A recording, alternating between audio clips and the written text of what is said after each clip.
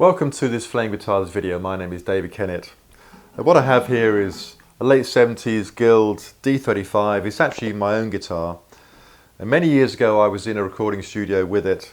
Engineer set up his microphone in front of it, went back to his desk and he came through my headphones and said, "David, great guitar, don't ever sell it." So Mike the engineer, still got it all these years on.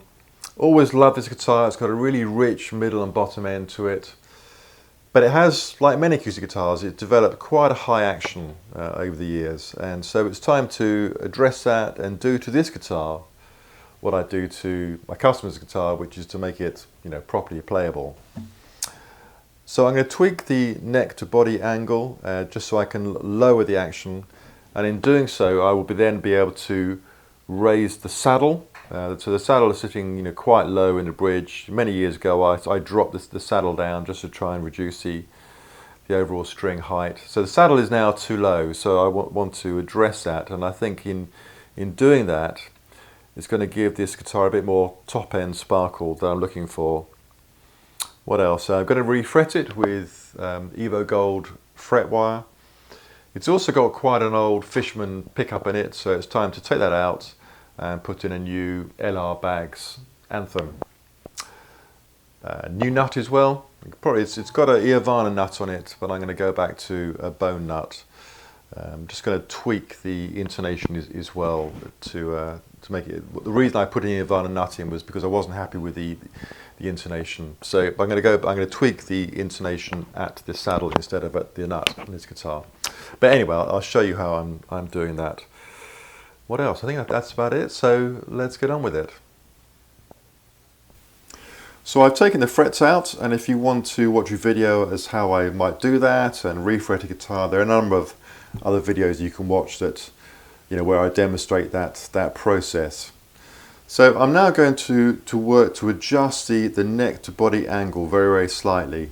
Now you could take the neck out completely and just adjust the neck angle that way.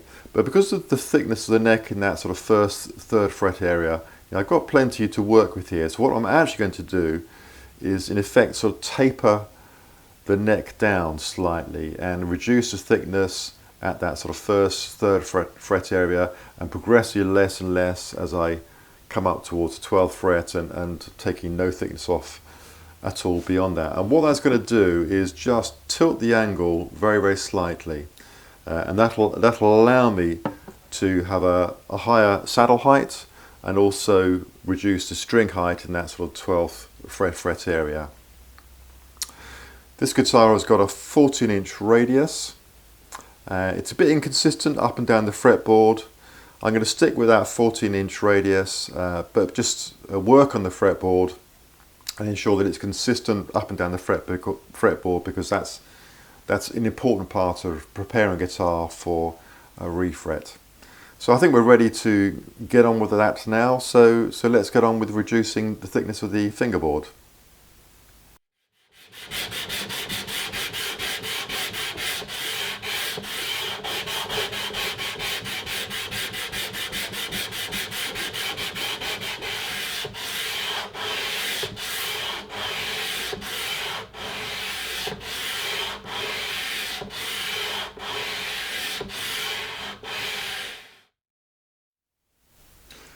So I've tapered this fingerboard down and sanded it to 320 grit. But how do I know that I've achieved what I set out to achieve, which is to reduce the string height to about sort of 1.5, 1.7 at the treble side, measured at the 12th fret, and about sort of 2 mil on the bass side? Well, what I did when I took out the existing fret wire is just to file off some of the tang on a couple of pieces of fret wire. And this allows me to drop those pieces of fret wire into a fret slot, taking them in and out without damaging the fret slot. And I've dropped a piece of fret wire in at the 1st fret and also at the 12th fret. I've also just raised the saddle to the height that I'm hoping for. I've put the bass E and the treble E back on, and I can now sort of accurately measure the string height that I've got. And this is measuring on the treble side at about 1 millimeter.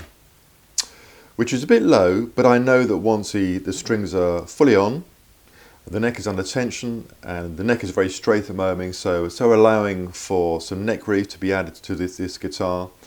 It's going to pull that string height up to somewhere between 1.5 and 2 mil at the treble side and about sort of 2 mil on the bass side.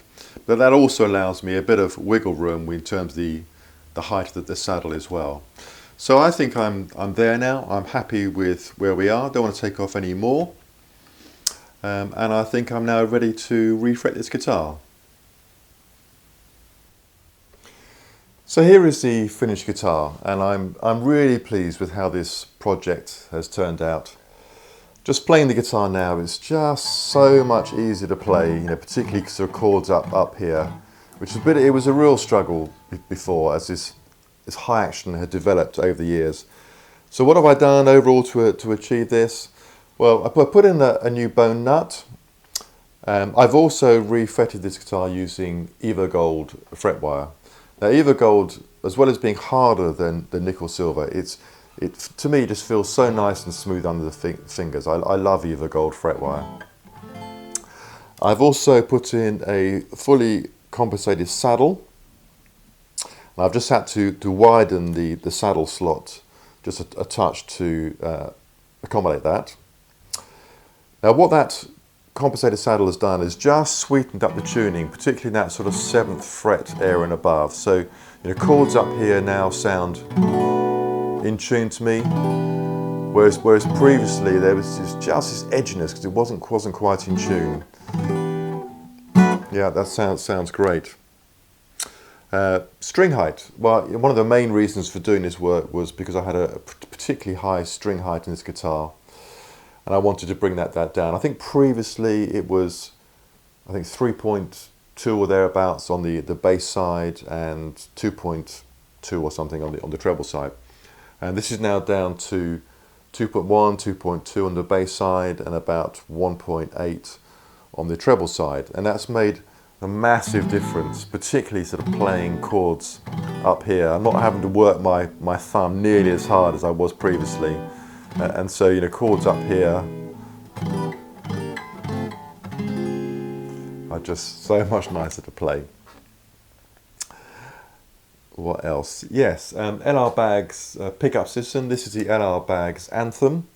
So this is the one that has an internal microphone as well as an under saddle pickup, I call it. So that's balanced between those two, and that's going to sound great. But I just need to put it through a PA system just to sort of tweak the balance between those two for this particularly big body guitar. But overall, you know, this has been well worth doing. I've had this guitar a long time, and this is good for, well, this is going to see me out, this guitar, and I'm not going to sell this guitar, I'll get rid of it. But thanks for watching. If you like what I'm doing, then please subscribe, you know, like my videos. But thanks for watching this Flame Guitars video.